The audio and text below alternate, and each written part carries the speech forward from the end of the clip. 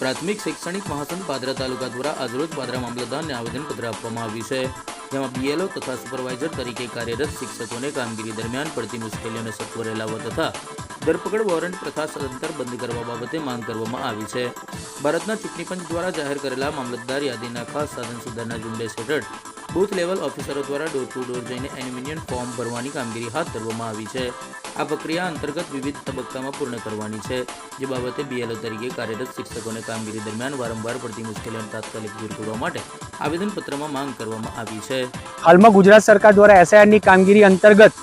જે આ કામગીરી સોંપવામાં આવેલી છે એ અંતર્ગત બીએલઓ અને સુપરવાઇઝરશ્રીને જે ગ્રાઉન્ડ રૂટ પર જે તકલીફો પડી રહી છે, શાળાઓમાં જે તકલીફ પડી રહી છે, બાળકોને જે શિક્ષણની તકલીફ પડી રહી છે, એના અંતર્ગત આજરોજ અમે પ્રાંત કચેરીને